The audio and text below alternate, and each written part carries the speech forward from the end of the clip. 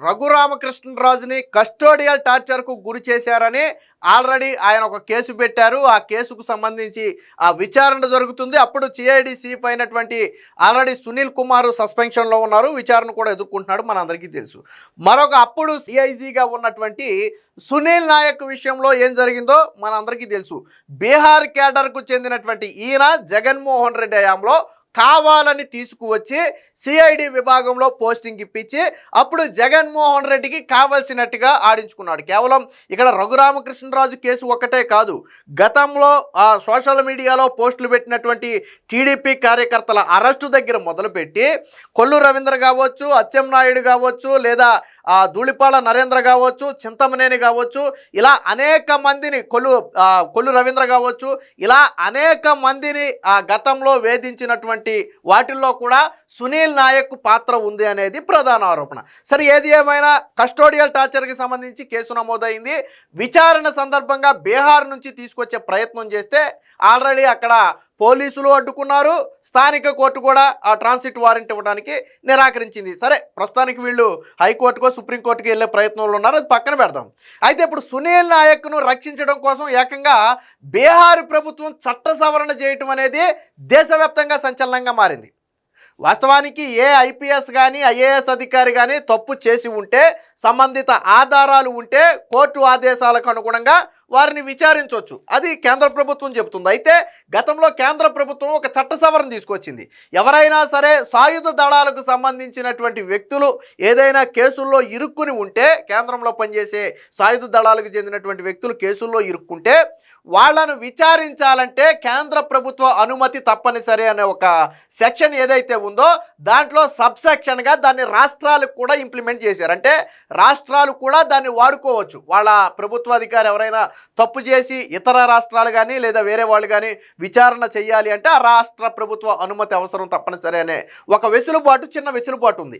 ఆ వెసులుబాటుని ఆసరాగా చేసుకుని నిన్న బీహార్ ప్రభుత్వం ఏకంగా ఆ గెజిట్ నోట్ విడుదల చేసింది. అంటే ఇక సునీల్ నాయక్ను విచారించాలి అన్నా, అరెస్టు చేయాలి అన్నా బీహార్ ప్రభుత్వ అనుమతి తప్పనిసరి. ఇక్కడ క్వశ్చన్ మార్క్ ఏంటంటే, ఎందుకు సునీల్ నాయక్ మీద ఎందుకు సునీల్ నాయక్ దొరికితే ఎవరు ఇబ్బంది పడతారని భయపడుతున్నారు, ఎందుకు సునీల్ నాయక్ని ఇంతలా కాపాడుతున్నారు? వాస్తవానికి సునీల్ నాయక్ని రాష్ట్రానికి తీసుకొచ్చినంత మాత్రాన ఆయనకి జైలు శిక్ష పడిపోద్దని కాదు. ఆల్రెడీ ఇక్కడ ఉన్న ఐపీఎస్ అధికారులందరూ ఖాళీగానే ఉన్నారు. కానీ ఎందుకు అంటే సునీల్ నాయక్ దొరికితే మరికొన్ని ఆధారాలు దొరుకుతాయనే ఒక భయంతో సునీల్ నాయక్ని కాపాడటం కోసం చేస్తున్నటువంటి ప్రయత్నం. మరి ఇందులో బీహార్ ప్రభుత్వం ఎందుకు స్పెషల్ ఇంట్రెస్ట్ తీసుకుందనేది తెలియాల. ఎవరు ఇన్ఫ్లుయెన్స్, బీహార్ ప్రభుత్వాన్ని ఎవరైనా ఇక్కడ నుంచి ఇన్ఫ్లుయెన్స్ చేశారా? సునీల్ నాయక్ దొరకకుండా ఉండాలి అనే అవకాశం ఎవరికి ఉందంటే జగన్మోహన్ రెడ్డికే ఉంటుంది. జగన్మోహన్ రెడ్డి అంటే ఆయనకి కాదు, ఆ ప్రభుత్వంలో జరిగింది కాబట్టి ఏదన్నా ఇబ్బంది వస్తే జగన్మోహన్ రెడ్డికే చెడ్డ పేరు. కాబట్టి మరి అక్కడి నుంచి ఏమైనా ఇన్ఫ్లుయెన్స్ చేస్తున్నారా? ఒక ఐపీఎస్ అధికారి కోసం రాత్రికి రాత్రి, ఎందుకనంటే ఆల్రెడీ ఏపీ పోలీసులు కోర్టుకు వెళ్ళడానికి ప్రయత్నం చేస్తున్నారు.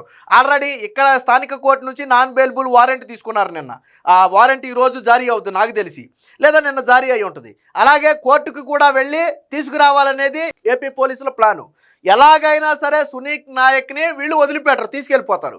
కోర్టు కూడా ఏం చేద్దంటే ప్రాథమిక ఆధారాలు ఉన్నాయి కాబట్టి ఖచ్చితంగా తీసుకెళ్ళడానికి అనుమతిస్తుంది. హైకోర్టుకి వెళ్తే చచ్చినట్టు అనుమతిస్తుంది. అందుకని ఏం చేశారు అంటే కోర్టు అనుమతి ఉన్నా సరే రాష్ట్ర ప్రభుత్వ అనుమతి తీసుకోవాలనే విధంగా రాత్రికి రాత్రి గెజిట్ చేయటం.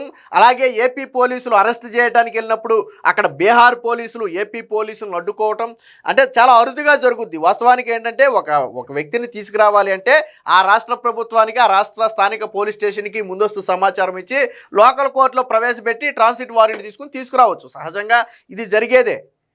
కానీ ఎందుకు బీహార్ ఇప్పుడు దీని మీద ఇంత హడావిడి చేస్తుందనేది ఎవరికి అర్థం కావట్లేదు. అంటే సునీల్ నాయక్ పైగా ఇప్పుడు సాధారణంగా ఒక ఐపీఎస్ అధికారి అయిన తర్వాత రాజకీయాలకి వాటికి కొద్దిగా దూరంగా ఉండాలి. అంటే ఘటనలు ఏం జరిగినా వాళ్ళు రాజకీయాలు ఇన్వాల్వ్ అవ్వకూడదు. కానీ ఇటీవల సునీల్ నాయక్ని అరెస్ట్ చేయడానికి వెళ్ళిన సందర్భంలో ఆయన సోషల్ మీడియాలో ఒక పోస్ట్ పెట్టాడు. నేను దళితుడిగా పుట్టడమే తప్ప, దళితుడిగా ఉన్నందుకు నన్ను వేధిస్తారా అని ఒక పోస్ట్ పెట్టాడు. సో ఇది పూర్తిగా ఒక ఐపీఎస్ అధికారి కానీ ఐఏఎస్ అధికారి కానీ పెట్టాల్సిన పోస్ట్ కాదు. వాళ్ళకు తెలుసు, చట్టం ముందు న్యాయం ముందు కులాలు మతాలు ఉండవనేది బాగా చదువుకున్న వాళ్ళకే తెలుసు. మనకు తెలిసినా తెలియకపోయినా వాళ్ళకి బాగా తెలుసు వాటి గురించి. అంటే చట్టం ముందు కులం మతం అనేది ఉండదు. చట్ట ప్రకారం శిక్షించాలి అంటే నువ్వు అగ్రవర్ణానికి చెందినవాడివా అణగారిన వర్ణానికి చెందినవాడివా అనేది కోర్టు ముందు పనిచేయదు. అది వాళ్ళకి తెలుసు. అయినా కూడా రాజకీయం రేకెత్తించడానికి ఆంధ్రప్రదేశ్లో అపోజిషన్ పార్టీలో ఉన్న వైసీపీ పార్టీకి కొంత బలమో ఊతమో వాళ్ళ సోషల్ మీడియాకి ఊతమో ఇవ్వడానికి చేసినటువంటి ప్రయత్నం అది. దీన్ని పట్టుకుని వైసీపీ సోషల్ మీడియా మీరు దళితులను వేధిస్తారా, దళితులను ఇబ్బంది పెడతారా అని చెప్పి వైసీపీ సోషల్ మీడియా మొదలుపెట్టింది. సరే, వైసీపీ సోషల్ మీడియా అంటే నిశానిగాళ్ళు 5 రూపాయల కోసం వాళ్ళు ఏదో పాపం పాకులాడతారు. నేనేమి వాళ్ళ తప్పు కొట్టట్లా, వాళ్ళు పొట్ట కొట్టాలని నేను అనుకోలే. వాళ్ళు 5 రూపాయల వాళ్ళ ఆ పేటీఎం లేకపోతే వాళ్ళకి బ్రతుకు తెరుగు ఉండకపోవచ్చు బహుశా. దీన్ని నమ్ముకుని బ్రతుకుండొచ్చు. కాబట్టి వాళ్ళు ఏ ప్రచారం చేయమంటే ఆ ప్రచారం చేస్తారు. కానీ నువ్వు ఐపీఎస్ కదా, చదువుకున్నావు కదా, మరి చట్టం ముందు కులం మతం రాజకీయం ఏం ఉండవని తెలియదా? సునీల్ నాయక్ తెలుసు కదా, చదువుకున్న వ్యక్తి కదా. నువ్వు తప్పు చేయలేదనుకో, నువ్వు చెప్పాల్సింది ఏంటంటే గత ప్రభుత్వ హయాంలో నాకు తెలిసి నేనేమీ తప్పు చేయలేదు, అక్కడి వరకు చెప్పు, తప్పులేదు. నేను తప్పు చేయలేదు అని చెప్పడం తప్పు కాదు. కానీ నేను దళితుడిగా పుట్టడమే నేరమా, దళితుడిగా పుడితే వేధిస్తారా? నువ్వు దళితుడిగా పుట్టావని తీసుకొచ్చి జగన్మోహన్ రెడ్డి తీసుకొచ్చి నీకు పోస్టింగ్ ఇచ్చాడా? కాదు కదా. అంటే ఆ కులం కార్డు వాడి సెంటిమెంట్ రాజేయటం. ఇక్కడ ఏపీలో అపోజిషన్కు కొంచెం ఊతం ఇవ్వటం. సరే, ఎంతకాలం సాగుతో చూద్దాం. ఇది కూడా దీనికి సంబంధించిన వార్త కూడా ఒకటి వచ్చింది, ఒకసారి చూద్దాం. బీహార్ మార్కు కిరికిరి, సునీల్ నాయక్కు చట్టపరమైనటువంటి రక్షణ, అరెస్టు చేయాలంటే అనుమతి కావాల్సిందే, ఏకంగా బిఎన్ఎస్ఎస్ చట్టానికే సవరణ. కేంద్ర బలగాల కోసం కేంద్రం తెచ్చిన సెక్షన్ అది.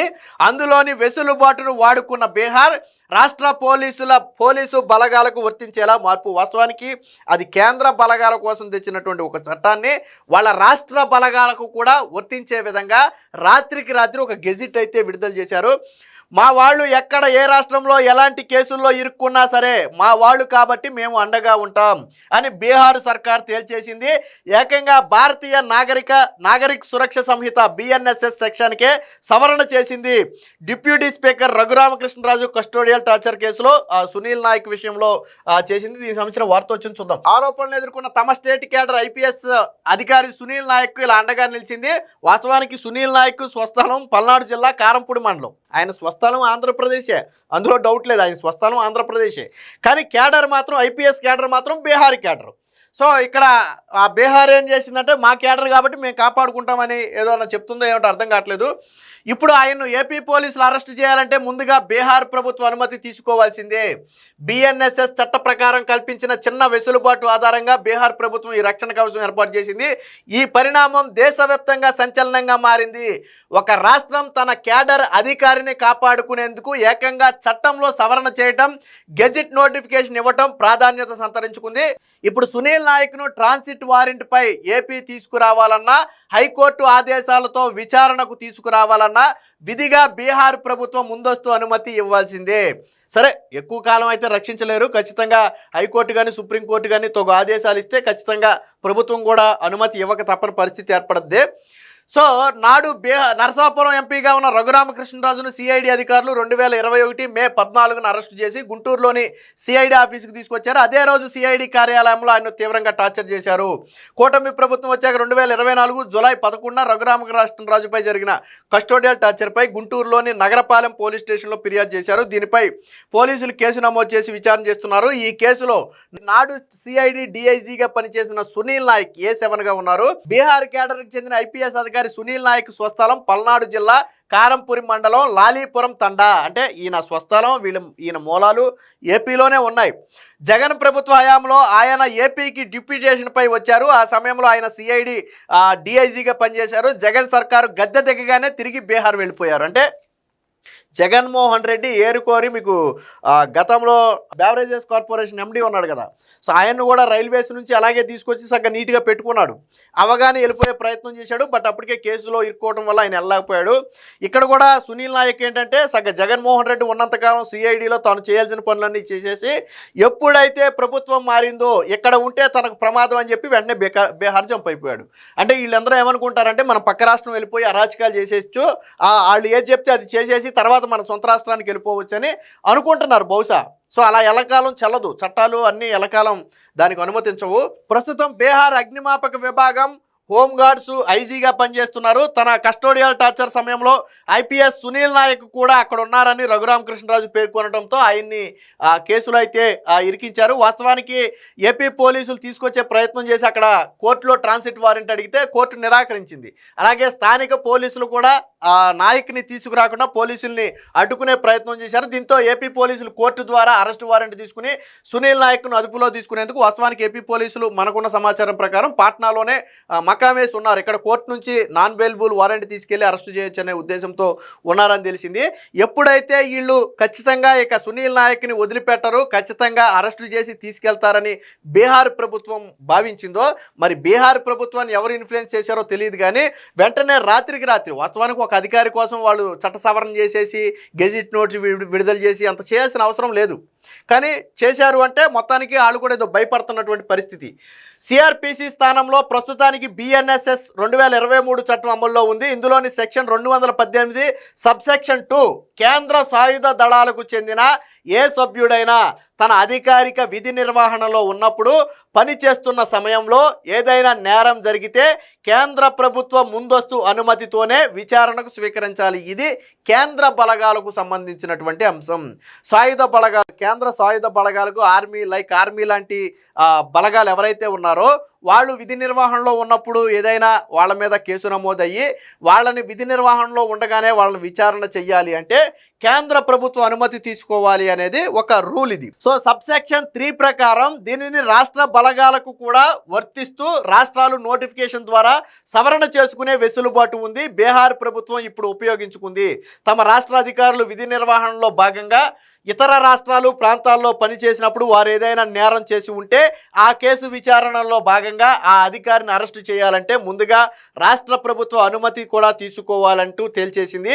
బిఎన్ఎస్ఎస్ 2023 సెక్షన్ 218లోని సబ్సెక్షన్ 2లో నిబంధనను బీహార్ పోలీసుల్లోని అన్ని కేటగిరీలకు కేడర్లకు సభ్యులందరికీ వర్తిస్తుంది. వారు ఎక్కడ విధులు నిర్వహించినా శాంతి భద్రతలు కాపాడటమే వారి బాధ్యత. అందువల్ల బిఎన్ఎస్ఎస్ సెక్షన్ 218లోని సబ్సెక్షన్ 2 వద్ద కేంద్ర ప్రభుత్వం అనే వ్యక్తీకరణను రాష్ట్ర ప్రభుత్వంగా కూడా అర్థం చేసుకోవాలి. అంటే వాస్తవానికి ఇది కేంద్ర ప్రభుత్వం ఇచ్చినటువంటి చిన్న వెసులుబాటు. ఆ వెసులుబాటుని ఇప్పటి వరకు బీహార్ ప్రభుత్వం ఎప్పుడు వాడుకోలే. కానీ మొదటిసారి ఎప్పుడైతే సునీల్ నాయక్ను అరెస్ట్ చేస్తారనే భయం వచ్చిందో దాంతో వాళ్ళు వాడుకుని ఇప్పుడు మా అనుమతి తీసుకోవాలని చెప్పి ఒక చట్ట సవరణ అయితే చేయడం జరిగింది. ఇప్పుడు అసలు విషయం ఏంటంటే ఎందుకు సునీల్ నాయక్ని కాపాడే ప్రయత్నం చేస్తున్నారు. సాధారణంగా పోలీసులు ఏమంటారంటే నేను తప్పు చేయలేదు అన్నాను అనుకో, నువ్వు అది కోర్టులో నిరూపించుకో, మా దగ్గర కాదని చెప్తారు. పోలీసులు సాధారణంగానే మాట అదే కదా. అప్పుడు నన్ను పట్టుకున్నాడు, లేదు సార్ నాకేం తెలియదు సార్ నేను తప్పు చేయలేదంట, అవన్నీ అవునుంటే కోర్టులో చూసుకోవచ్చు అంటారు పోలీసులు అనే మాట. మరి